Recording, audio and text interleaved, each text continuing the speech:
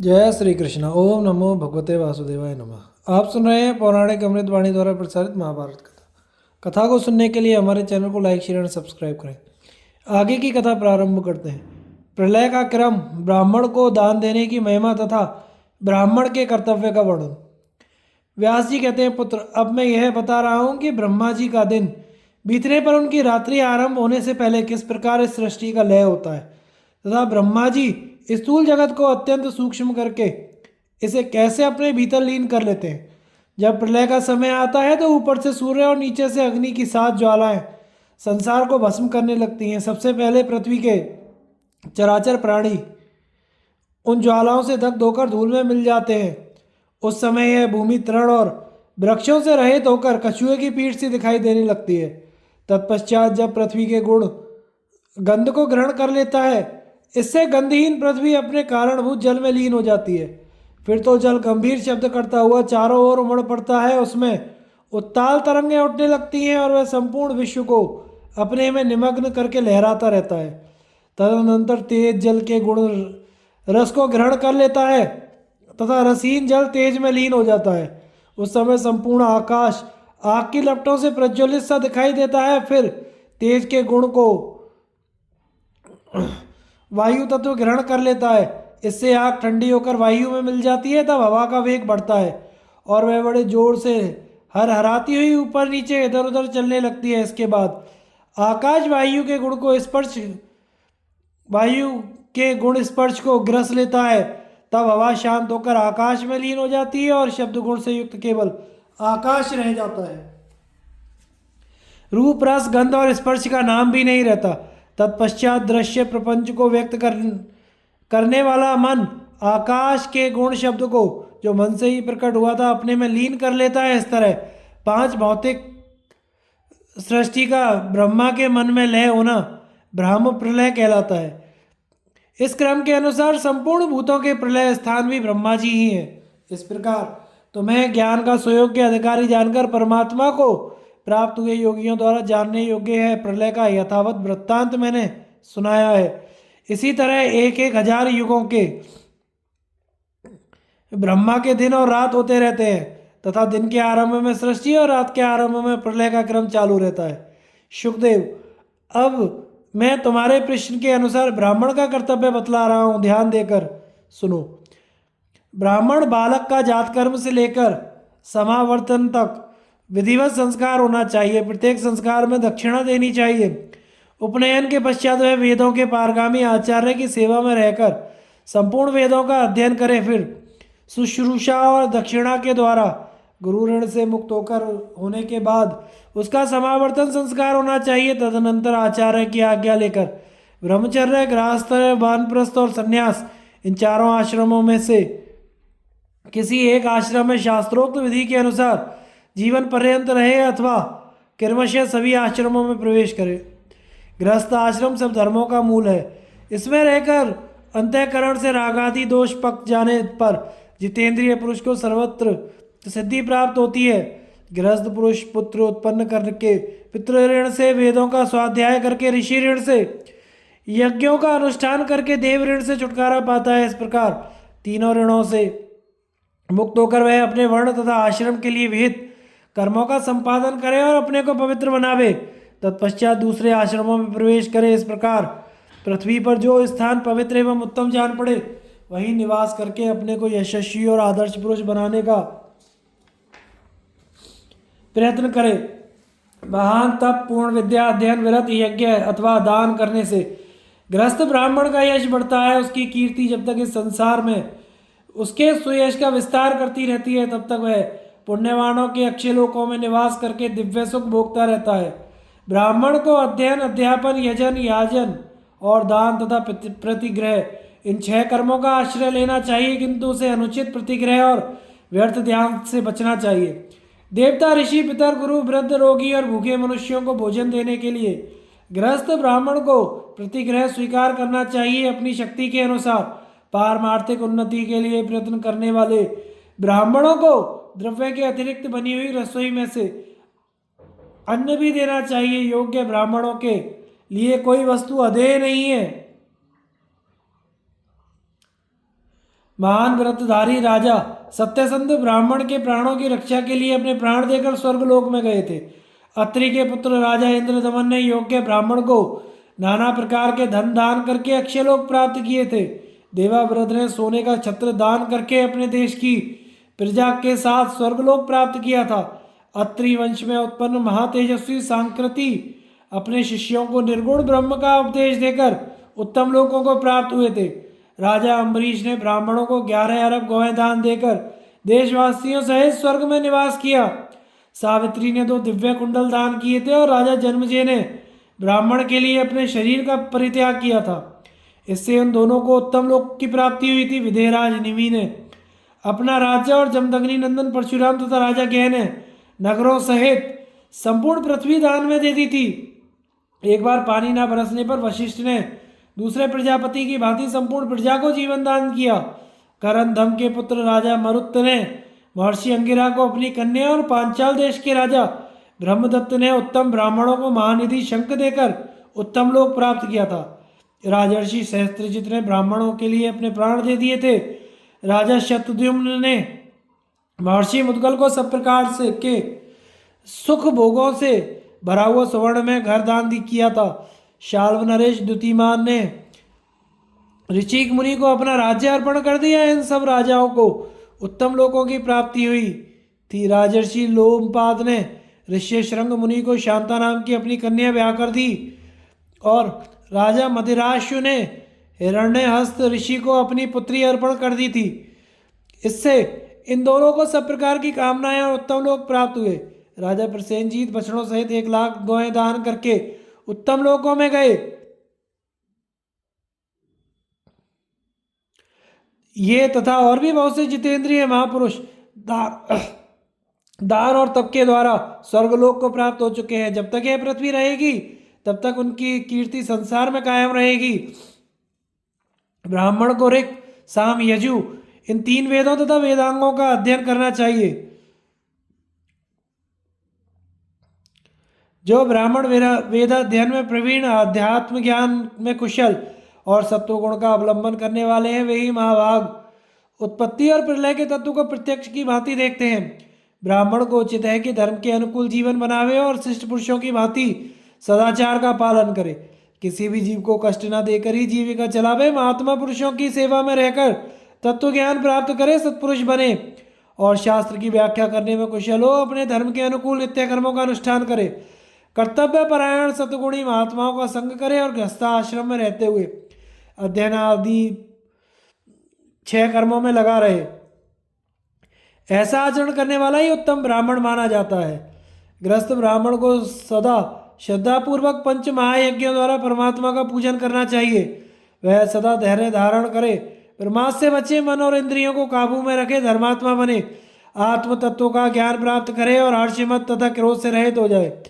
ऐसे ब्राह्मण को कभी दुख नहीं भोगना पड़ता। अध्ययन, ज्ञान, यज्ञ, तप, लज्जा, सरलता और इंद्रिय संयम से वह अपने तेज को बढ़ावे और पाप को नष्ट करे। इस प्रकार पाप रहित होकर वह अपनी मेधा शक्ति को जागृत करे और मिताहारी और जितेंद्रिय होकर काम और क्रोध को अधीन करके ब्रह्म पद को पाने की इच्छा करे। अग्नि, ब्राह्मण और देवताओं को प्रणाम करे, कड़वी बात ना बोले और हिंसा ना करे। यह ब्राह्मण का परंपरागत कर्तव्य है।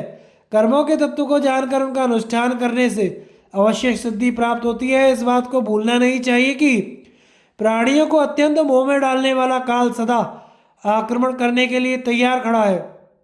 बुद्धिमान और धीर मनुष्य ज्ञानमयी नौका से संसार के पार हो जाता है, क्योंकि वे गुण और दोषों का विचार करके गुणों का ग्रहण और दोषों का परित्याग करते हैं, किंतु कामनाओं में आसक्त, चंचल चित्त, मंद बुद्धि एवं अज्ञानी पुरुष संदेह में पड़ जाने के कारण इस संसार सागर को नहीं पार कर सकते। वे हिम्मत हार कर बैठ जाते हैं, इसलिए आगे नहीं बढ़ पाते थे। बुद्धिमान को भवसागर से पार होने का अवश्य प्रयत्न करना चाहिए। इसका पार होना यही है कि वह सच्चे अर्थ में ब्राह्मण बन जाए, अर्थात ब्रह्म ज्ञान को प्राप्त करे। उत्तम कुल में उत्पन्न हुआ ब्राह्मण अध्यापन, याजन, प्रतिग्रह इन 3 कर्मों को संदेह की दृष्टि से देखकर उनमें प्रवृत्त न हो और अध्ययन, यजन तथा दान इन 3 कर्मों का अवश्य पालन करे। वह जैसे भी हो अपने उद्धारक का प्रयत्न करे, ज्ञान के द्वारा इस भवसागर को अवश्य पार कर जाए, जिसके वैदिक संस्कार विधिवत संपन्न हुए हैं। जो नियम पूर्वक रहकर अपने मन और इंद्रियों पर विजय पा चुका है, उस विज्ञ पुरुष को इस लोक या परलोक में कहीं भी सिद्धि प्राप्त होते देर नहीं लगती। गृहस्थ ब्राह्मण क्रोध और ईर्ष्या को त्याग कर उपयुक्त नियमों का पालन करने में संलग्न रहे। नित्य पंच महायज्ञों का अनुष्ठान करके यज्ञ शिष्ट अन्न का ही भोजन करे। सत्पुरुषों के धर्म और शिष्टाचार का पालन करे। ऐसी आजीविका पसंद करे जिससे दूसरे लोगों को कष्ट ना हो, जिसकी लोक में निंदा ना हो। ब्राह्मण को वेद का विद्वान, तत्वज्ञानी, सदाचारी और चतुर होना चाहिए। जो अपने धर्म के अनुसार कार्य करने वाला, श्रद्धालु और धर्म के तत्व को जानने वाला होता है, वह संपूर्ण दुखों को पार कर जाता है। धैर्य, अप्रमाद, इंद्रिय संयम और आत्मज्ञान को प्राप्त करना तथा हर्ष, मद और क्रोध को त्यागना, यह ब्राह्मण का प्राचीन धर्म है। ज्ञानवान होकर कर्मों का अनुष्ठान करने से उसे सर्वत्र सिद्धि प्राप्त होती है।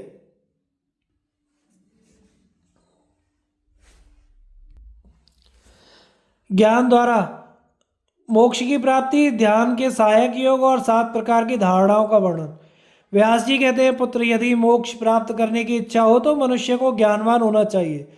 जैसे समुद्र की ऊंची नीची लहरों में डूबता उतराता हुआ मनुष्य नाव मिल जाने पर उसके पार हो जाता है, उसी प्रकार संसार सागर से पार होने के लिए भी बुद्धिमान पुरुष को ज्ञान रूपी नौका का सहारा लेना चाहिए। जो ज्ञानी है वह ज्ञानमयी है।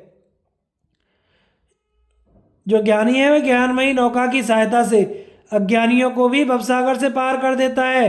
ध्यान योग की साधना करने वाले मुनि को चाहिए कि वह हृदय के राग आदि दोषों को दूर कर पापों से मुक्त हो योग में सहायता पहुंचाने वाले देश, कर्म, अनुराग, अर्थ, उपाय, अपाय, निश्चय, चक्षुष, आहार, संहार, मन और दर्शन, इन 12 उपायों का आश्रय ले। ध्यान योग के साधक को ऐसे स्थान पर आसन लगाना चाहिए जो समतल और पवित्र हो, जहाँ रेत, कंकड़, पत्थर और आग आदि ना हो, कानों में किसी तरह की आवाज ना आती हो, दूसरों के रहने का घर ना हो, सार्वजनिक कुआं, तालाब, बावड़ी या नदी का घाट आदि ना हो, जो नेत्रों को भला मालूम हो, जहाँ मन लग सके, हवा का जोर ना हो। गुफा या ऐसी कोई एकांत स्थान ही ध्यान के लिए उपयोगी होती है। ऐसे स्थान पर आसन लगाने को देश योग कहते हैं। आहार, विहार, चेष्टा, सोना, जागना, ये सब परिमित और नियमानुकूल होने चाहिए। यही कर्म नामक योग है। सदाचारी शिष्य को अपनी सेवा और सहायता के लिए रखना अनुराग योग कहलाता है। आवश्यक सामग्री का संग्रह,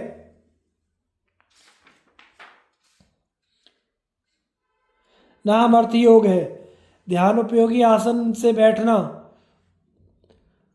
उपाय योग है। संसार के विषयों और सगे संबंधियों से आसक्ति तथा ममता हटा लेने को अपाय योग कहते हैं। गुरु और वेद शास्त्रों के वचनों पर विश्वास रखने का नाम निश्चय योग है।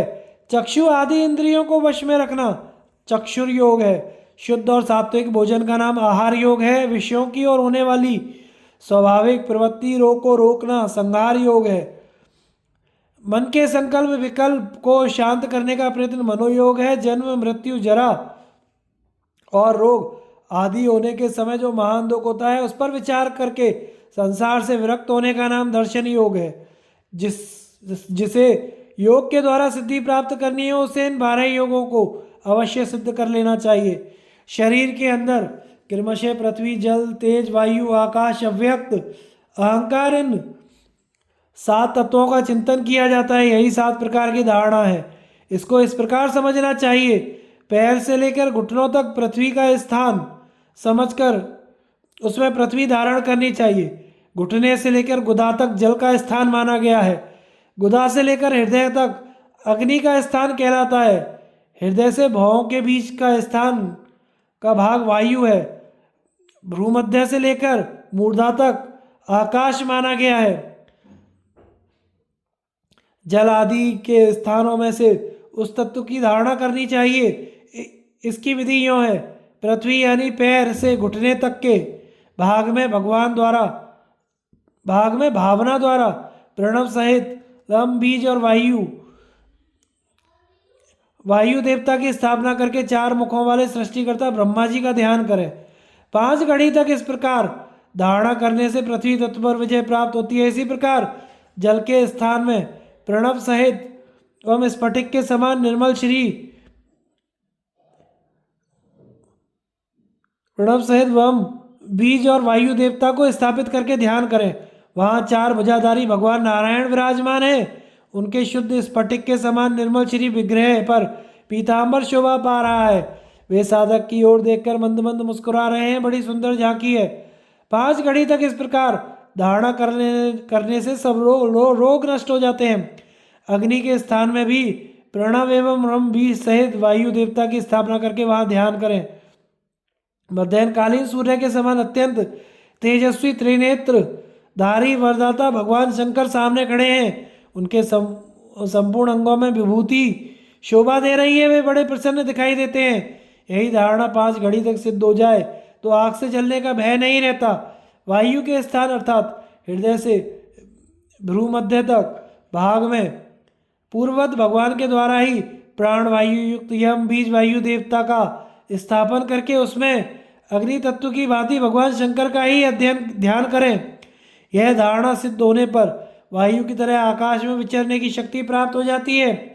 आकाश तत्व के स्थान में प्राणयुक्त हम बीज के साथ वायु देवता की प्रतिष्ठा करके उसमें आकाश के समान निराकार भगवान सदाशिव को बिंदु के रूप में चिंतन करें। अव्यक्त धारणा में नाद का चिंतन किया जाता है। अहंकार धारणा में स्थूल देह की आसक्ति का परित्याग करके मैं ही संपूर्ण विश्व हूँ ऐसी भावना की जाती है। इसके बाद योगी को तत्व का साक्षात्कार हो जाता है।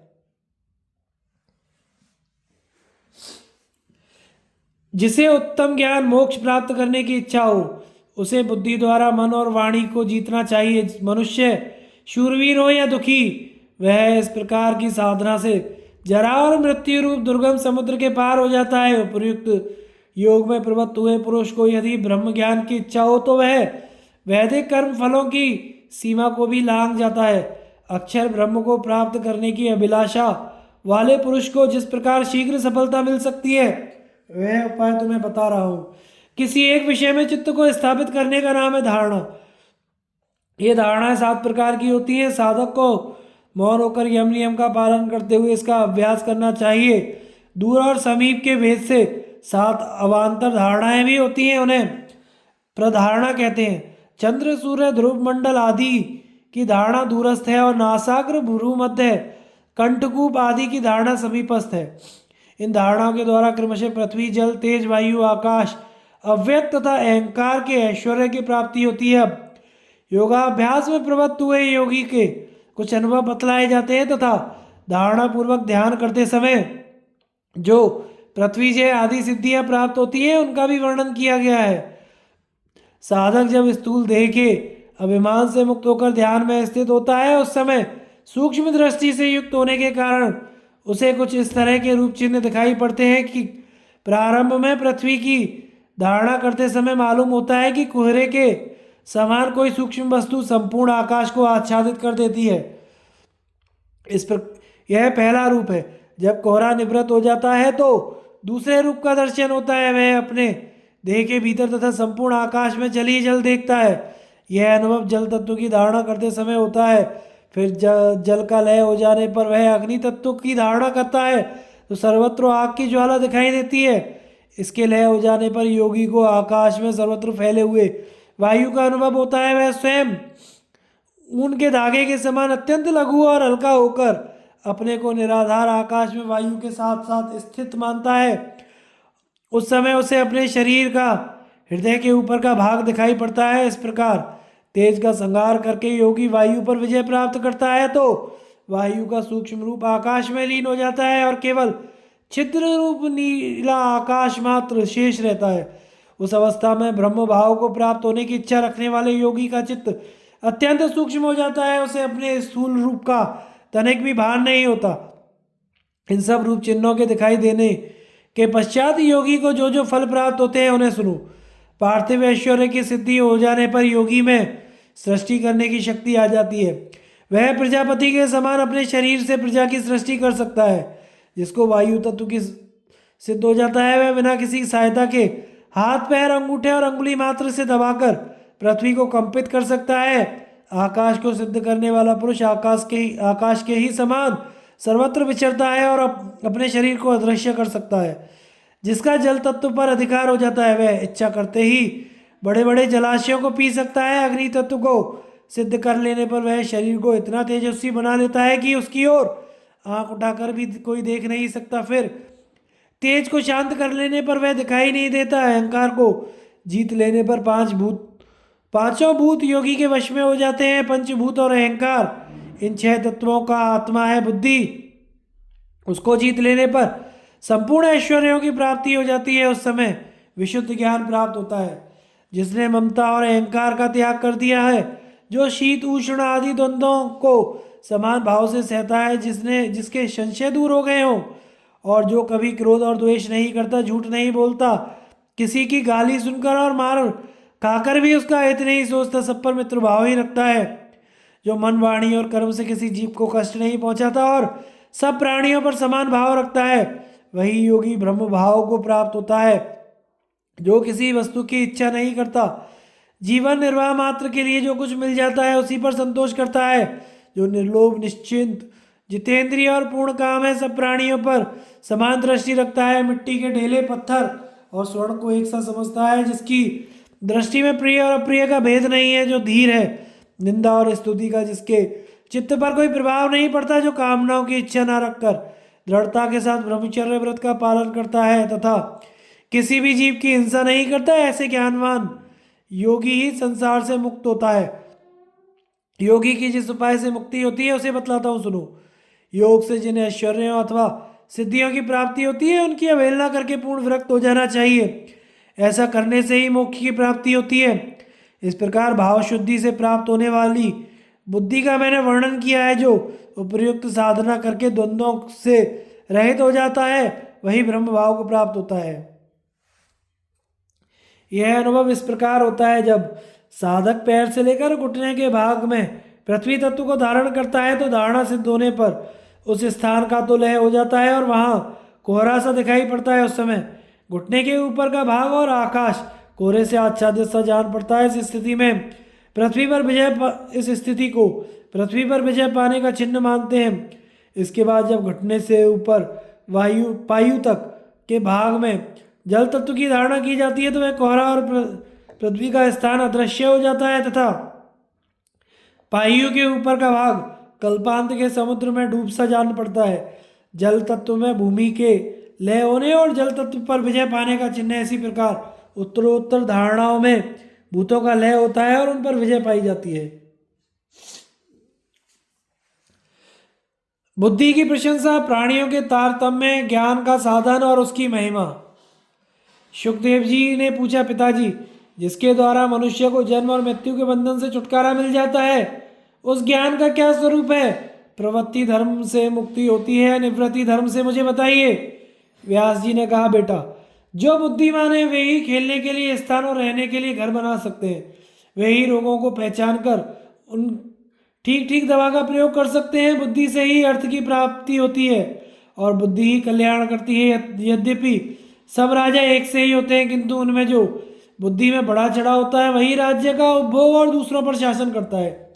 प्राणियों के स्थूल सूक्ष्म या छोटे बड़े का भेद बुद्धि से ही जान पड़ता है। बुद्धि ही सबकी परम गति होती है। संसार में नाना प्रकार के प्राणी हैं। उनके जन्म पर दृष्टि रखते हुए उन्हें जरायु, अंडज, स्वदेज और उद्भिज, इन 4 भागों में विभक्त किया जाता है।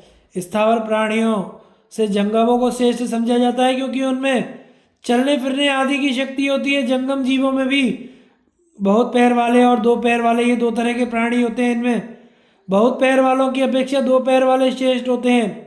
2 पैर वालों के भी 2 भेद हैं, मनुष्य और खेचर।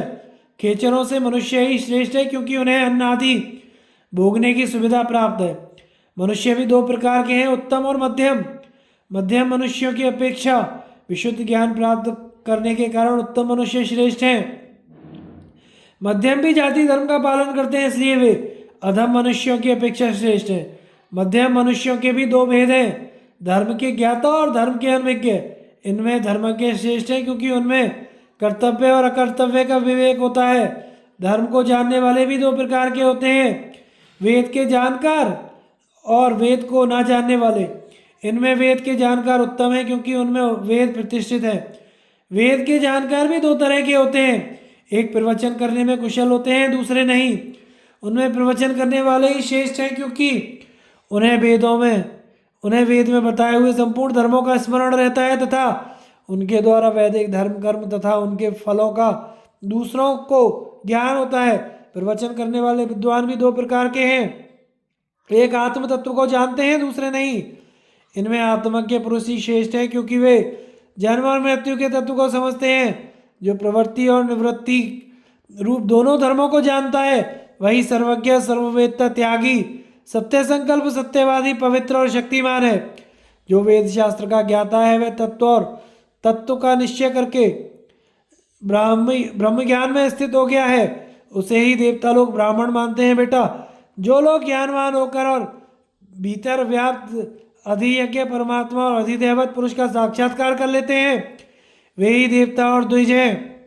उन्हीं में यह संपूर्ण विश्व प्रतिष्ठित है। उनके महात्म्य की कहीं तुलना नहीं है। वे जन्म, मृत्यु और कर्म की सीमा को लांघकर समस्त प्राणियों के अधीश्वर और स्वयंभू होते हैं। भीष्म जी कहते हैं, युधिष्ठिर, इस प्रकार महर्षि व्यास के उपदेश को सुनकर सुखदेव जी ने उसकी बुरी बुरी प्रशंसा की और मोक्ष धर्म के विषय में पूछने के लिए उत्सुक होकर इस प्रकार कहा, पिताजी, प्रज्ञावान वेद वेत्ता, याज्ञिक दोष दृष्टि से रहित तथा शुद्ध बुद्धि वाला पुरुष प्रत्यक्ष और अनुमान से अज्ञात अलौकिक ब्रह्म को किस प्रकार प्राप्त होता है? तप, ब्रह्मचर्य, सर्वस्व का त्याग, मेधा शक्ति, सांख्य अथवा योग, इनमें से किस साधन के द्वारा तत्व का साक्षात्कार होता है? मनुष्य मन और इंद्रियों को किस उपाय से एकाग्र कर सकता है? ये सब बातें बताने की कृपा कीजिए।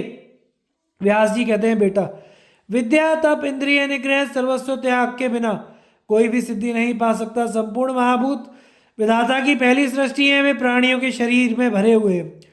पृथ्वी से देह का निर्माण हुआ है, चिकनाहट और पसीने आदि जल के अंश हैं।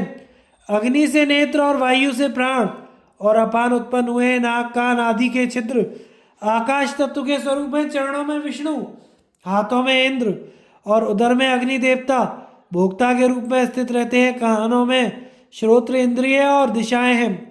जिह्वा में वाक इंद्रिय और सरस्वती देवता का निवास है। कान, त्वचा, नेत्र, जिह्वा, नासिक, ये 5 ज्ञान इंद्रियां हैं और उन्हें विषयानुभव द्वारा बतलाया गया है। शब्द, स्पर्श, रूप, रस और गंध ये इंद्रियों के विषय हैं। इन्हें इंद्रियों से पृथक समझना चाहिए। जैसे सारथी घोड़ों को वश में रखकर उन्हें अपनी इच्छा अनुसार चलाता है, उसी प्रकार मन इंद्रियों को काबू में रखकर उन्हें स्वेच्छा से विषयों की ओर प्रेरित करता रहता है। किंतु हृदय में रहने वाला जीवात्मा उस मन पर भी सदा शासन किया करता है। जैसे मन संपूर्ण इंद्रियों का राजा है, उन्हें विषयों की ओर प्रवृत्त करने तथा रोकने में समर्थ है, उसी प्रकार हृदय स्थित जीवात्मा भी मन का स्वामी तथा उसके निग्रह अनुग्रह में समर्थ है। इंद्रियों के रूप, रस आदि विषयों, स्वभाव, शीत उष्ण आदि धर्म, चेतना, मन, प्राण, अपान और जीव ये देहधारियों के शरीर में सदा मौजूद रहते हैं। इस प्रकार विद्वान पुरुष 5 इंद्रिय, 5 विषय, 6 स्वभाव आदि गुण, इन 16 तत्वों से आवृत अपने विशुद्ध आत्मा को बुद्धि के द्वारा अंतःकरण में साक्षात करता है। इस महान आत्मा के दर्शन नेत्रों तथा संपूर्ण इंद्रियों से नहीं हो सकता। यह विशुद्ध मन रूपी दीपक से ही बुद्धि में प्रकाशित होता है। परमात्मा शब्द, स्पर्श, रूप, रस और गंध से हीन, अविकारी तथा शरीर और इंद्रियों से रहित है। तो भी शरीर के भीतर इसका अनुसंधान करना चाहिए। जो इस विनाशशील शरीर में अव्यक्त भाव से स्थित परमेश्वर का ज्ञानमयी दृष्टि से निरंतर साक्षात्कार करता रहता है, वह मृत्यु के पश्चात ब्रह्म भाव को प्राप्त हो जाता है। ज्ञानी जन विद्या और उत्तम कुल से युक्त ब्राह्मणों में तथा गौ, हाथी, कुत्ते और चांडाल में भी समान दृष्टि रखने वाले होते हैं। जिससे यह संपूर्ण जगत व्याप्त है, वह परमात्मा समस्त चराचर प्राणियों के भीतर निवास करता है। जब जीवात्मा संपूर्ण प्राणियों में अपने को और अपने में संपूर्ण प्राणियों को स्थित देखता है, उस समय वह ब्रह्म भाव को प्राप्त हो जाता है। अपने शरीर के भीतर जैसा आत्मा है वैसा ही दूसरों के शरीर में भी है। जिस पुरुष को ऐसा ज्ञान निरंतर बना रहता है वह अमरत्व मोक्ष को प्राप्त होता है। जो संपूर्ण प्राणियों का आत्मा होकर सबके हित में लगा हुआ है, जिसका अपना कोई मार्ग नहीं है तथा जो ब्रह्मपद को प्राप्त करना चाहता है, उसके मार्ग की खोज करने में देवता भी मोहित हो जाते हैं। जैसे आकाश में चिड़िया के और जल में मछलियों के चलने का चिन्ह दिखाई नहीं पड़ता, उसी प्रकार ज्ञानियों की गति का भी किसी को पता नहीं चलता। काल संपूर्ण प्राणियों को पकाता नष्ट करता है, किंतु जहाँ काल भी पकाया जाता है, जो काल का भी काल है, उस आत्मा को कोई नहीं जानता। परमात्मा ऊपर नीचे इधर उधर बीच में नहीं है। वह किसी एक स्थान से दूसरे स्थान पर गमन नहीं करता। संपूर्ण लोग उसके भीतर ही स्थित हैं। कोई भी स्थान उसके स्वरूप से बाहर नहीं है। यदि कोई धनुष से छूटे हुए बाण अथवा मन के समान वेग से निरंतर दौड़ता रहे, तब भी जगत के कारण स्वरूप उस परमेश्वर का अंत नहीं पा सकता। वह सूक्ष्म से भी अत्यंत सूक्ष्म है और उससे बढ़कर स्थूल कोई भी दूसरी वस्तु नहीं है। उसके सब ओर हाथ पैर हैं और सब ओर नेत्र हैं तथा सब ओर सिर कान और मुख हैं, क्योंकि वह संसार में सबको व्याप्त करके स्थित है। छोटे से छोटा और बड़े से बड़ा भी वही है। यद्यपि वह सब प्राणियों के भीतर स्थित रहता है, तो भी उसको कोई देख नहीं पाता। क्षर और अक्षर भेद से दो प्रकार के पुरुष हैं। संपूर्ण भूत तो क्षर विनाशी है और दिव्य अमृत स्वरूप चेतना आत्मा अक्षर अविनाशी है। हंस नाम से जिस अविनाशी जीवात्मा का प्रतिपादन किया गया है, वह कूटस्थ अक्षर ही है। इस प्रकार जो विद्वान उस अक्षर आत्मा को यथार्थ रूप से जान लेता है, वह जन्म मृत्यु के बंधन से छुटकारा पा जाता है। योग से परमात्मा की प्राप्ति का वर्णन। व्यास जी कहते हैं, बेटा, तुम्हारे प्रश्न के अनुसार मैंने यहाँ ज्ञान के विषय का यथावत वर्णन किया। अब योग की बातें बना रहा हूं, सुनो। इंद्रिय, मन और बुद्धि की प्रवृत्तियों को रोककर व्यापक आत्मा के साथ उनकी एकता स्थापित करना ही योग शास्त्र के मत में उत्तम ज्ञान है। इसे प्राप्त करने के लिए योगी को शम दम आदि साधनों से संपन्न होना चाहिए। वह आध्यात्म शास्त्र का चिंतन करे, आत्मा में ही अनुराग रखे, शास्त्रों का तत्व जाने और शास्त्र वेद कर्मों का निष्काम भाव से अनुष्ठान करे। काम, क्रोध, लोभ, भय और स्वप्न, ये योग के 5 दोष हैं। इन दोषों का उच्छेद करके अपने को योग्य अधिकारी बनावे। तत्पश्चात गुरु के मुख से उस ज्ञान का उपदेश ग्रहण करे। अब उन 5 दोषों को जीतने का उपाय बतलाते हूँ। मन को वश में रखने से, क्रोध को और संकल्प का त्याग करने से काम को जीता जा सकता है। सद्गुण का आश्रय लेने से धीर पुरुष निद्रा पर विजय पा सकता है। मनुष्य को धैर्य का सहारा लेकर विषय भोग और भोजन की चिंता दूर करनी चाहिए। नेत्रों की सहायता से हाथ और पैरों की, मन के द्वारा नेत्र और कानों की तथा कर्म के द्वारा मन और वाणी की रक्षा करनी चाहिए। सावधानी के द्वारा भय और विद्वानों की सेवा से दंभ का परित्याग करना चाहिए। इस प्रकार योग के साधक को आलस से छोड़कर योग संबंधी दोषों को जीतने का प्रयत्न करना चाहिए। वह अग्नि और ब्राह्मण की पूजा तथा देवताओं को प्रणाम करे। मन को दुखाने वाली हिंसा भरी वाणी ना बोले। तेजों में ब्रह्म सबका बीज कारण है। यह जो कुछ दिखाई दे रहा है उसी का रस कार्य है। संपूर्ण चराचर जगत उस ब्रह्म के ही ईक्षण संकल्प का परिणाम है। ध्यान, वेदाध्ययन, सत्य, लज्जा, सरलता, क्षमा, शौच, आचार शुद्धि एवं इंद्रिय संयम से तेज की वृद्धि होती है, पाप का नाश हो जाता है, साधक की संपूर्ण विलासाएं सिद्ध होती हैं, उसे विज्ञान प्राप्त होता है। योगी को चाहिए कि वह संपूर्ण प्राणियों में समान भाव रखे, जो कुछ मिल जाए उसी में संतुष्ट रहे, पापों को धो डाले तथा तेजस्वी, मिताहारी और जितेंद्रिय होकर काम और क्रोध को वश में करके ब्रह्म पद पाने की इच्छा करे। योगी मन और इंद्रियों को एकाग्र करके रात के पहले और पिछले पहर में ध्यानस्थ होकर मन को आत्मा में लगावे, और जैसे मश्क में एक जगह भी छेद हो जाने पर पानी बह जाता है, उसी प्रकार यदि 5 इंद्रियों में से एक भी विषयों की ओर प्रवृत्त हुई तो साधक का शास्त्रीय ज्ञान लुप्त हो जाता है। इसलिए जैसे मछली मार जाल काटने वाली मछली को पहले पकड़कर पीछे दूसरी मछलियों को पकड़ता है, उसी तरह साधक पहले अपने मन को वश में करके उसके बाद कान, आँख, जिह्वा तथा नासिका आदि इंद्रियों का निग्रह करे। 5 इंद्रियों को मन में स्थापित करके इंद्रियों सहित मन को बुद्धि में लीन करे। इससे इंद्रियों की मलिनता दूर हो जाती है, उसमें निर्मलता आ जाती है। उस समय ब्रह्म का साक्षात्कार हो जाता है। योगी अपने अंतःकरण में धूम रहित अग्नि, दीप्तिमान सूर्य तथा आकाश में चमकती हुई बिजली के समान आत्मा का दर्शन करता है। वह सबको आत्मा में और सब में आत्मा को स्थित देखता है। जो महात्मा, ब्राह्मण, ज्ञानी, धैर्यवान, विद्वान और संपूर्ण प्राणियों के हित में तत्पर रहने वाले हैं, वे ही उस परमात्मा का दर्शन कर पाते हैं। जो योगी एकांत में बैठकर तीक्ष्ण नियमों का पालन करते हुए इस प्रकार योगाभ्यास करते हैं वे थोड़े समय में ही अक्षर ब्रह्म को प्राप्त हो जाता है। योग साधना में अग्रसर होने पर मोह ब्रह्म आवर्त आदि विघ्न प्राप्त होते हैं। दिव्य सुगंध आती है, दिव्य रूपों के दर्शन होते हैं, नाना प्रकार के अद्भुत रस और स्पर्श का अनुभव होता है। इच्छानुकूल सर्दी और गर्मी प्राप्त होती है। हवा की तरह आकाश में चलने फिरने की शक्ति आ जाती है, उसकी प्रतिभा बढ़ जाती है। दिव्य पदार्थ अपने आप उपस्थित होने लगते हैं। इन सब सिद्धियों को पाकर भी योगी उनकी उपेक्षा कर दे और मन को उनकी ओर से लौटाकर आत्मा में ही एकाग्र करे। नियम के साथ रहे। पहाड़ की चोटी पर शून्य गृह या देव मंदिर में अथवा वृक्षों के आसपास बैठकर 3 समय सवेरे तथा रात के पहले अथवा पिछले पहर में योग का अभ्यास करे। धन चाहने वाले मनुष्य को जैसे सदा उसी की चिंता बनी रहती है, उसी तरह योग का साधक भी इंद्रियों को संयम में रखकर हृदय कमल में स्थित आत्मा का एकाग्र भाव से चिंतन करे। मन को उद्विग्न न होने दे। जिस उपाय से भी चंचल मन को रोका जा सके उसका सेवन करे। साधना से कभी विचलित ना हो। योग साधक मन वाणी और क्रिया से कहीं भी आसक्त ना हो। सबकी ओर अपेक्षा का भाव रखे। नियमित भोजन करे। लाभ हानि को समान समझे। कोई प्रशंसा करे या निंदा, वह दोनों को समान दृष्टि से देखे। एक की भलाई या दूसरे की बुराई ना सोचे। कुछ लाभ होने से पहले हर्ष से फूल ना उठे और ना होने पर चिंता ना करे। सब प्राणियों के प्रति समान दृष्टि रखे। वायु के समान सर्वत्र विचरता हुआ भी असंग रहे। इस प्रकार स्वस्थ चित्त और समदर्शी रहकर 6 महीने तक नित्य योगाभ्यास करने वाले साधु पुरुष को ब्रह्म का साक्षात्कार हो जाता है। धन के लिए प्राणियों को विकल देखकर उसकी ओर से विरक्त हो जाए और मिट्टी के ढेले पत्थर तथा सोने को समान समझे। कोई नीच वर्ण पुरुष अथवा स्त्री ही क्यों ना हो, यदि उसे धर्म संपादन करने की इच्छा हो तो योग मार्ग का सेवन करने से उसको भी परम गति प्राप्त हो जाती है। जिसने अपने मन को वश में कर लिया है वह अजन्मा पुरातन अजर सनातन नित्य मुक्त अणु से अणु और महान से भी महान आत्मा का दर्शन कर सकता है।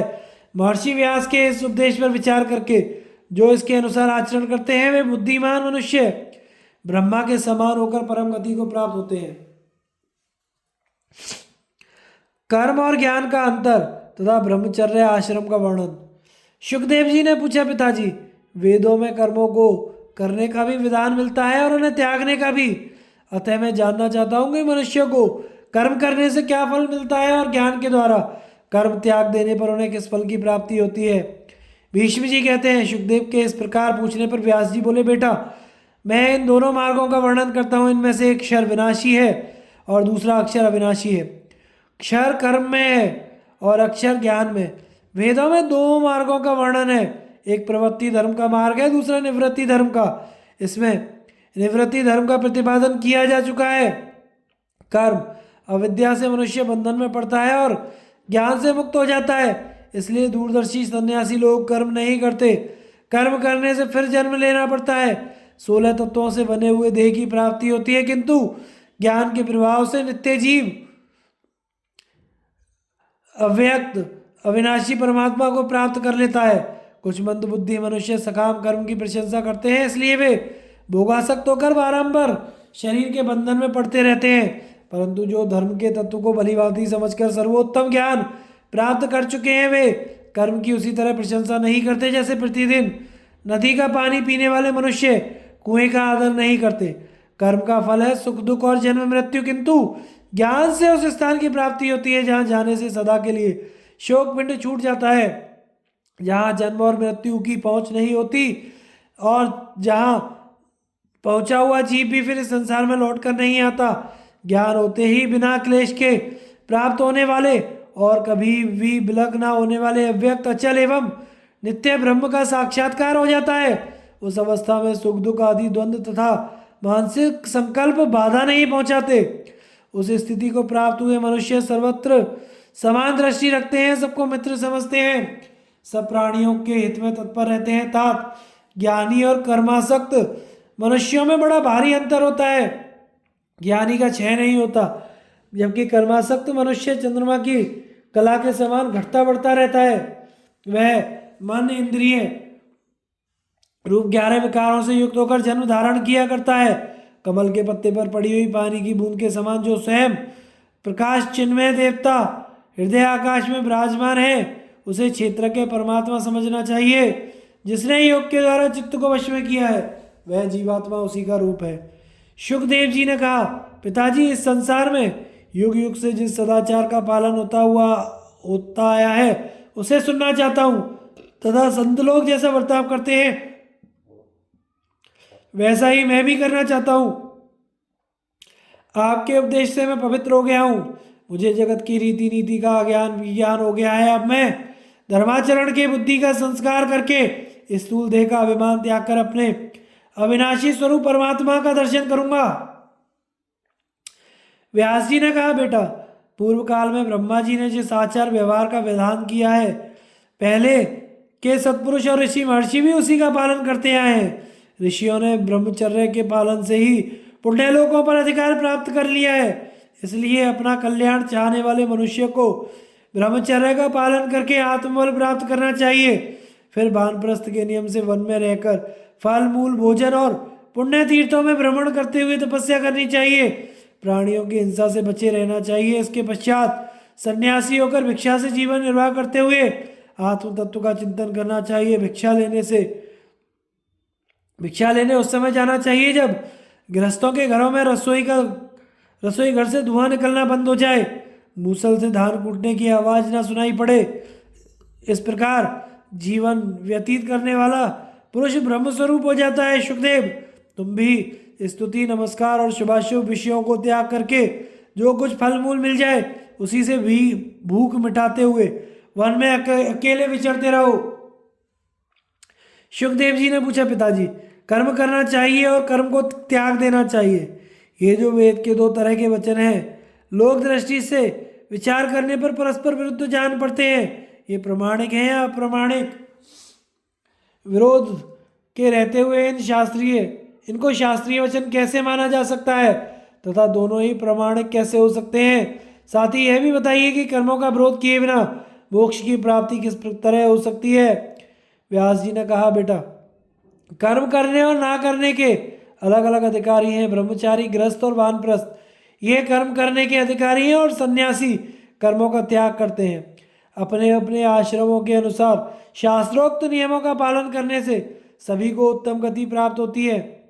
यदि कोई एक मनुष्य भी राग द्वेष का त्याग करके क्रमशः चारों आश्रमों के धर्मों का विधिवत पालन कर ले तो उसे अवश्य ही पर ब्रह्म की प्राप्ति हो जाती है।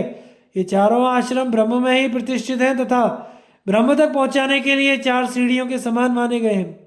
इनका सहारा लेने से मनुष्य ब्रह्मलोक में पहुंचकर प्रतिष्ठा प्राप्त करता है। धर्म और अर्थ में कुशलता प्राप्त करने के लिए अपनी आयु के 1/4 भाग अर्थात 25 वर्षों तक गुरु या गुरुपुत्र की सेवा में रहकर ब्रह्मचर्य का पालन करना चाहिए। ब्रह्मचारी किसी की निंदा ना करे, गुरु के सो जाने के पश्चात शयन करे, उनके जागने से पहले ही उठ जाए और गुरु के घर में एक शिष्य या दास के करने योग्य जो कुछ भी कार्य हो उसे स्वयं पूरा करे। सदा गुरु के पास मौजूद रहे, हर एक काम करने के लिए तैयार रहे, उसकी अच्छी जानकारी रखे, काम से छुट्टी मिलने पर अध्ययन करे, सबके प्रति उदार रहे, किसी पर कलंक ना लगावे, आचार्य के बुलाने पर तुरंत उनकी सेवा में उपस्थित हो जाए, बाहर भीतर से पवित्र, प्रत्येक कार्य में कुशल और गुणवान बने।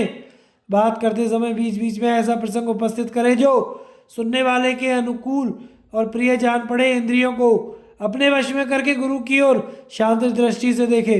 आचार्य जब तक भोजन और जलपान ना कर ले तब तक स्वयं भी ना करे, उनके बैठने से पहले ना बैठे और शयन करने से पहले ना सोवे।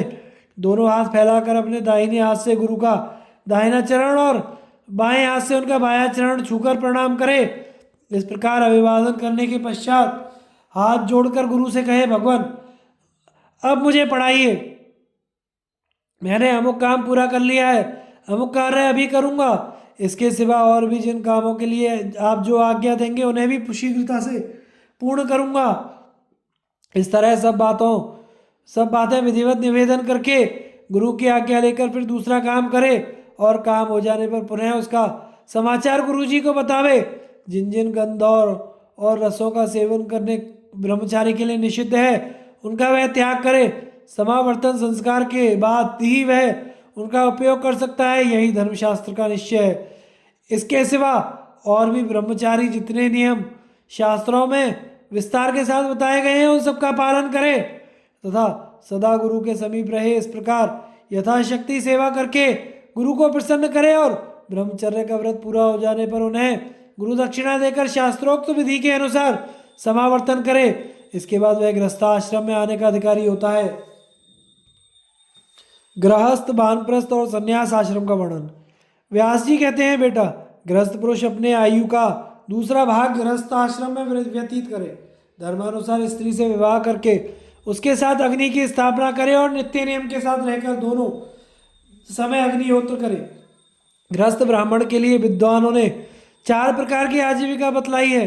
साल भर के लिए 1 कोठिला धान भरकर रखना, महीने भर के लिए कुंडे भर अन्न का संग्रह करना, दिन भर के लिए अन्न रखना तथा कापोती वृत्ति से रहना। इनमें पहली की अपेक्षा दूसरी श्रेष्ठ है। पहली श्रेणी के अनुसार जीविका चलाने वाले ब्राह्मण को यजन, याजन, अध्ययन, अध्यापन, दान, प्रतिग्रह, 6 कर्म। दूसरी श्रेणी वाले को अध्ययन, यजन और दान, ये 3 कर्म। तीसरी श्रेणी वाले को अध्ययन और दान, ये 2 कर्म ही करने चाहिए। चौथी श्रेणी वाले को केवल ब्रह्मयज्ञ, वेदाध्ययन करना उचित है।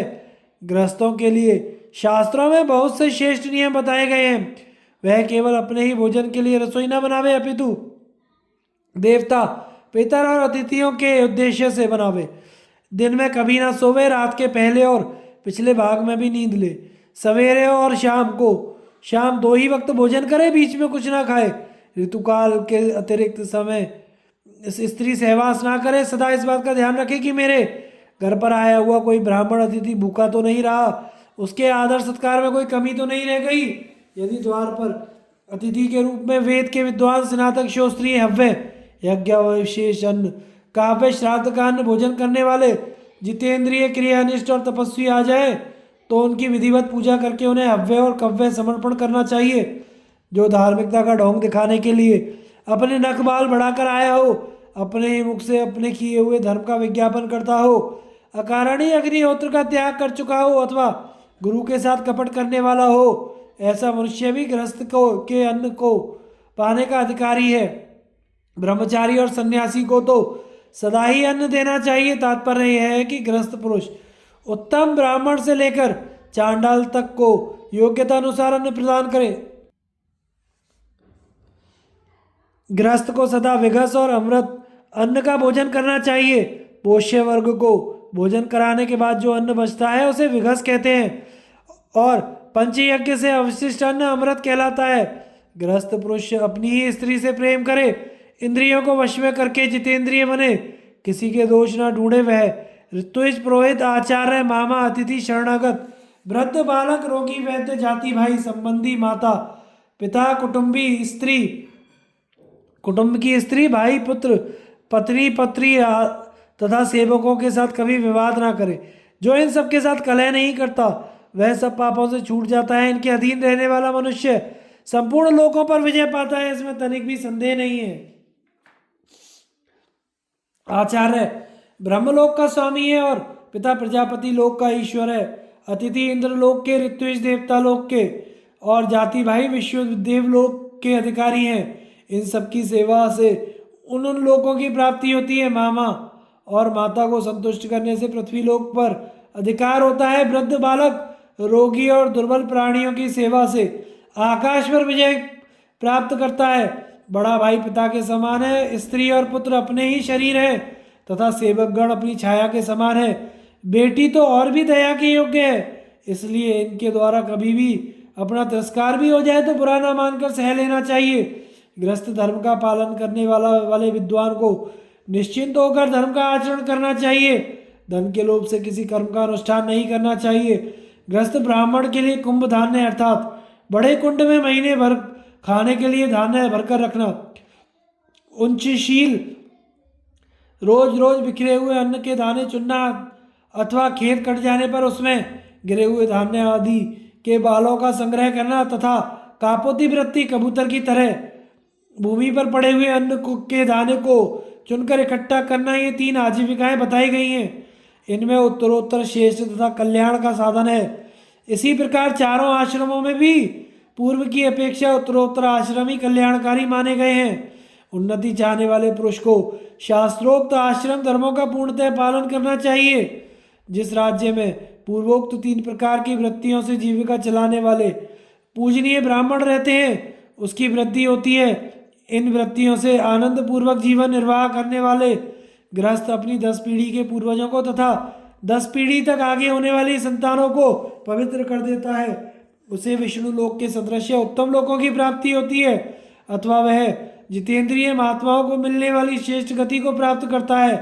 उदार चित्त वाले गृहस्थों को विमान सहित परम रमणीय स्वर्गलोक की प्राप्ति होती है। ब्रह्मा ने गृहस्थ आश्रम को स्वर्ग प्राप्ति का साधन बनाया है। अतः जो क्रमशः इस द्वितीय आश्रम गार्हस्थाश्रम में प्रवेश करके उसके नियमों का पालन करता है वह स्वर्गलोक में सम्मानित होता है। इसके बाद वानप्रस्थ आश्रम में प्रवेश करना चाहिए। यह तृतीय आश्रम है तथा गृहस्थ आश्रम से भी श्रेष्ठ माना गया है। अब इसके धर्म बताता हूँ, सुनो। गृहस्थ पुरुष को जब अपने सिर के बाल सफ़ेद दिखाई दे, शरीर में झुर्रियाँ पड़ जाएं और पुत्र को भी पुत्र की प्राप्ति हो जाए तो अपनी आयु का तीसरा भाग व्यतीत करने के लिए वानप्रस्थ आश्रम में रहना चाहिए। वह गृहस्थ आश्रम में जिन अग्नियों की उपासना करता था उनका वानप्रस्थ में भी सेवन करता रहे। प्रतिदिन देवताओं की पूजा करे, नियम के साथ रहे, नियमानुकूल भोजन करे। दिन के छठे भाग अर्थात तीसरे पहर में एक बार अन्न ग्रहण करे और ब्रह्मास्त्र से बचा रहे। गृहस्थ की भांति ही अग्निहोत्र और वैसे ही गौ सेवा तथा उसी प्रकार यज्ञ संपूर्ण अंगों का पालन करना वानप्रस्थ का धर्म है।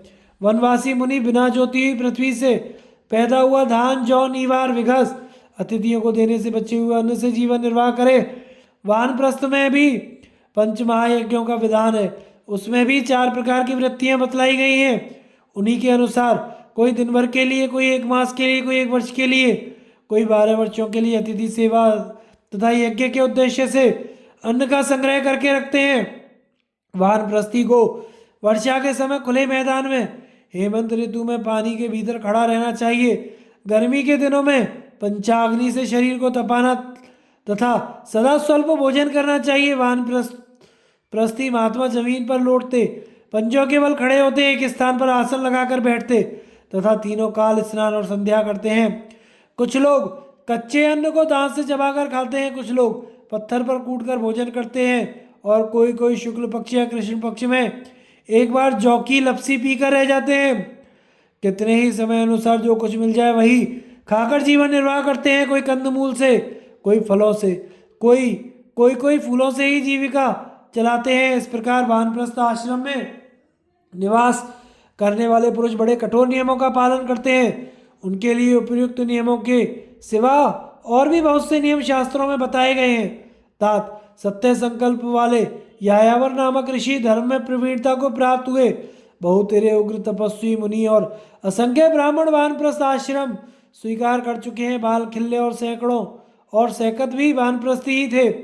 ये सभी जितेंद्रिय महात्मा वन में रहकर दुष्कर्म कर्मों के द्वारा क्लेश सहन करते हुए सदा धर्म में लगे रहते थे, इसलिए उनका संकल्प सिद्ध हो गया।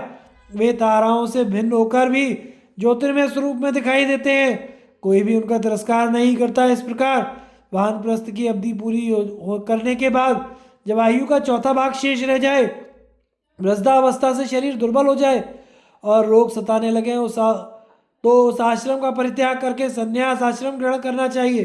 संन्यास की दीक्षा लेते समय एक दिन में पूरा होने वाला यज्ञ करके अपना संपूर्ण धन दक्षिणा में दे डाले। फिर आत्मा का ही यजन, आत्मा में ही प्रेम और आत्मा के साथ ही क्रीड़ा करे। इस प्रकार से आत्मा का ही आश्रय ले। अग्निहोत्र की अग्नियों को आत्मा में आरोपित करके समस्त संग्रहों का परित्याग कर दे, अथवा तुरंत संपन्न किए जाने वाले ब्रह्मयज्ञ आदि यज्ञों तथा 10 पौर्णमास आदि इष्टियों का तब तक पालन करता रहे जब तक आत्मयज्ञ का अभ्यास ना हो जाए। आत्मयज्ञ की विधि यूँ है, अपने हृदय को गार्ह पड़ते, मन को अनवाहार्य पचन और मुख को आहावनीय अग्नि मानकर तीनों अग्नियों को अपने शरीर में ही स्थापित करे। फिर देहपात होने तक प्राणाग्निहोत्र की विधि से यजन करता रहे। सन्यासी अन्न की निंदा ना करके यजुर्वेद के प्राणाय स्वाहा आदि मंत्रों का उच्चारण करता हुआ पहले अन्न के 5 ग्रास ग्रहण करे फिर आचमन के पश्चात मौन पूर्वक शेष अन्न को भोजन करे। जो ब्राह्मण संपूर्ण प्राणियों को अभेदान देकर सन्यासी हो जाता है वह मरने के पश्चात तेजों में लोकों में जाता है और अंत में मोक्ष प्राप्त करता है। आत्मज्ञानी पुरुष सुशील एवं पाप रहित होता है। वह इस लोक और परलोक के लिए भी कोई कर्म करना नहीं चाहता। क्रोध मोह संधि विग्रह त्याग का त्याग करके वह सब ओर से उदासीन सा रहता है। जो अहिंसा आदि यमों और शौच संतोष आदि नियमों का पालन करने में कभी कष्ट का अनुभव नहीं करता तथा संन्यास आश्रम का ही विधान करने वाले शास्त्रीय वचनों के अनुसार त्यागमयी अग्नि में अपने सर्वस्व की आहुति करने में उत्साह दिखाता है उसे इच्छा अनुसार गति मुक्ति प्राप्त होती है। ऐसे जितेंद्रिय एवं धर्मपरायण आत्मज्ञानी की मुक्ति के विषय में तनिक भी संदेह के लिए स्थान नहीं है। जो आत्म तत्व का साक्षात करके एकाकी विचरता रहता है वह सर्वव्यापक होने के कारण ना तो स्वयं किसी का त्याग करता है ना दूसरे ही उसका त्याग करते हैं। सन्यासी कभी अग्नि में हवन ना करे, घर या मठ बनाकर ना रहे, केवल भिक्षा लेने के लिए गांव में जाए, दूसरे दिन के लिए अन्न संग्रह ना करे, वह चित्तवृत्तियों को रोके, हल्का तथा नियमानुकूल भोजन करे, दिन रात में केवल एक बार अन्न ग्रहण करे, पानी पीने के लिए कमंडलू रखे, वृक्ष की जड़ में निवास करे और जो देखने में सुंदर हो ऐसा वस्त्र धारण करे, किसी को साथ ना रखे, सब प्राणियों की उपेक्षा करे। ये सब सन्यासी के लक्षण हैं। वह किसी से भी ना कहने योग्य बात ना कहे, दूसरे की भी वैसी ही बात ना सुने तथा ब्राह्मणों के प्रति किसी तरह का कटु वचन ना निकल जाए, इसके लिए विशेष सावधान रहे। जिससे ब्राह्मणों का है तो ऐसे ही वचन बोले, अपनी निंदा सुनकर भी चुप रह जाए। यही भवव्याधि से छूटने की दवा है जो अपने सर्वव्यापी स्वरूप से स्थित होने के कारण अकेले ही संपूर्ण आकाश में परिपूर्ण सा हो रहा है और जो नाम रूपों में मिथ्या बुद्धि रखने के कारण लोगों से भरे हुए स्थान को भी सूना समझता है, उसे ही देवता लोग ब्राह्मण ब्रह्मज्ञानी मानते हैं। जो जिस किसी भी वस्त्र वल्कल आदि वस्तु से अपने शरीर को ढक लेता है, समय से जो कुछ रूखा सूखा मिल जाए उसे ही भोजन करता है, जहाँ कहीं स्थान मिल जाए वहाँ सो रहता है। जिसकी दृष्टि में स्त्रियां मुर्दों के समान हैं, जो मान या अपमान प्राप्त होने पर शोक नहीं करता, जिसने संपूर्ण प्राणियों को अभेदान कर दिया, उसे ही देवता लोग ब्राह्मण समझते हैं। सन्यासियों को न जीवन से प्रेम करना चाहिए न मृत्यु से। जैसे सेवक अपने स्वामी के आदेश की बाट जोता रहता है, उसी तरह उसे भी काल की प्रतीक्षा करनी चाहिए। मन और वाणी में कोई दोष न आने देना चाहिए और सब पापों से मुक्त होकर सर्वदा शत्रुहीन हो जाना चाहिए। जिसे ऐसी स्थिति प्राप्त हो गई हो उसे संसार में क्या भय है। जो किसी भी प्राणी से नहीं डरता, जिससे कोई प्राणी नहीं डरते, उस मोहमुक्त पुरुष को किसी से भी भय नहीं होता। जो हिंसा ना करने वाला, समदर्शी, सत्यवादी, धैर्यवान, जितेंद्रिय और सबको शरण देने वाला है, वह अत्यंत उत्तम गति पाता है। इस प्रकार जो ज्ञानानंद से तृप्त होकर भय और कामनाओं से रहित हो गया है, उस पर मृत्यु का जोर नहीं चलता, वह स्वयं ही मृत्यु को लांघ जाता है। जो सब प्रकार की आसक्तियों से छूटकर मुनिवृत्ति से रहता है, आकाश की भांति निर्लेप और स्थिर है, किसी भी वस्तु को अपनी नहीं मानता, एकाकी विचरता और शांत भाव से रहता है। जिसका जीवन धर्म के लिए और धर्म भगवान के लिए होता है, जिसके लिए दिन और रात शुभ कर्मों में ही व्यतीत होते हैं, जो निष्काम होने के कारण सकाम कर्मों का आरंभ नहीं करता, नमस्कार और स्तुति से दूर रहता, सब प्रकार के बंधनों से मुक्त होता है, वही देवताओं के मत में ब्राह्मण है। संपूर्ण प्राणी सुख में प्रसन्न होते हैं और दुख में घबराते हैं, अतः जिसे प्राणियों पर भय आता देख खेद होता है, उस श्रद्धालु पुरुष को भयदायक कर्म नहीं करने चाहिए। जीवों को अभय की दक्षिणा देना सब दानों से बढ़कर है। जो पहले ही हिंसा का त्याग कर देता है, वह सब प्राणियों से निर्भय होकर मोक्ष प्राप्त करता है। जो ना तो स्वयं निंदा के योग्य कोई काम करता है, ना ही दूसरों की निंदा करता है, वही ब्राह्मण परमात्मा के दर्शन कर सकता है। जिसके मोह और पाप दूर हो गए हों, वह श्लोक और परलोक के भोगों में आसक्त नहीं होता। ऐसे सन्यासी को रोष मोह छू नहीं सकते हैं। मिट्टी के ढेले और सोने को समान समझता, पंचकोशों का अभिमान त्याग देता है और संधि विग्रह तथा मान अपमान से रहित हो जाता है। उसकी दृष्टि में ना कोई प्रिय होता है ना कोई अप्रिय, वह उदासीन की भांति सर्वत्र विचरता रहता है। शुकदेव, देह, इंद्रिय और मन आदि जो प्रकृति के विकार हैं वे क्षेत्रज्ञ के ही आधार पर स्थित रहते हैं। वे जड़ होने के कारण क्षेत्रज्ञ को नहीं जानते, किंतु क्षेत्रज्ञ उन सबको जानता रहता है। जैसे चतुर सारथी अपने वश में किए हुए बलवान और उत्तम घोड़ों से अच्छी तरह काम लेता है, उसी प्रकार क्षेत्रज्ञ भी अपने वश में किए हुए मन तथा इंद्रियों के द्वारा संपूर्ण कार्य सिद्ध करता है। इंद्रियों की अपेक्षा उनके विषयों से मन, मन से बुद्धि, बुद्धि से महत्व, महत्व से अव्यक्त मूल प्रकृति और अव्यक्त से अविनाशी परमात्मा श्रेष्ठ है। परमात्मा से श्रेष्ठ कुछ भी नहीं है, वही सबकी सीमा और परम गति है। संपूर्ण प्राणियों के भीतर छिपा हुआ वह परमात्मा प्रकाश में नहीं आता, उसे तो सूक्ष्मदर्शी ज्ञानी महात्मा ही अपनी सूक्ष्म एवं उत्तम बुद्धि से देख पाते हैं। सन्यासी को चाहिए कि वह मन सहित इंद्रियों और उनके विषयों को बुद्धि के द्वारा अंतरात्मा में लीन करके नाना प्रकार के दृश्यों का चिंतन ना करे। ध्यान के द्वारा मन को विषय की ओर से हटाकर उसे विवेक के द्वारा स्थिर करे और शांत भाव से स्थित हो जाए। ऐसा करने से वह अमृत पद को प्राप्त होता है। जो इंद्रियों के वश में रहता है वह मनुष्य विवेक शक्ति खो देता है और अपने को काम आदि शत्रुओं के हाथों में सौंपकर मृत्यु के चंगुल में फंस जाता है। इसलिए सब प्रकार के संकल्पों का नाश करके चित्त को सूक्ष्म बुद्धि में लीन करे, इससे वह काल पर भी विजय पा जाता है। इतना ही नहीं, चित्त प्रसन्न होने के कारण वह सन्यासी शुभ और अशुभ का त्याग करके आत्मनिष्ठ होकर अनंत आनंद का अनुभव करता रहता है। प्रसन्नता का लक्षण यह है कि सदा सुषुप्ति के समान सुख का अनुभव होता रहे और वायु रहित स्थान में निष्कंप दीप शिखा की भांति मन कभी चंचल न हो। जो मिताहारी और शुद्ध चित्त होकर रात के पहले और पिछले भाग में आत्मा को परमात्मा के ध्यान में लगाता है, वही अपने अंतःकरण में परमात्मा का दर्शन करता है। बेटा, मैंने जो उपदेश दिया है यह परमात्मा का ज्ञान कराने वाला शास्त्र है। संपूर्ण उपनिषदों का रहस्य है। केवल अनुमान या आगमन से ही इसका ज्ञान नहीं होता, अनुभव से ही यह ठीक ठीक समझ में आता है। धर्म और सत्य के जितने उपाख्यान हैं उन सबका यह सारभूत है। ऋग्वेद की 10,000 ऋचाओं का मंथन करके मैंने इस उपदेशामृत को निकाला है। जैसे दही से मक्खन निकलता है और काठ से आग प्रकट होती है, उसी प्रकार मैंने वेद से तुम्हारे लिए इस ज्ञान को निकाला है। तुम व्रतधारी स्नातकों को ही इस शास्त्र का उपदेश करना।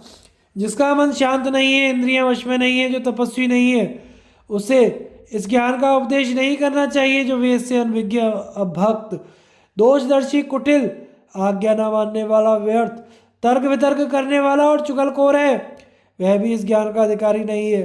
प्रशंसनीय, शांत, तपस्वी तथा सेवा परायण शिष्य और प्रिय पुत्र को ही इस गूढ़ धर्म का उपदेश करना चाहिए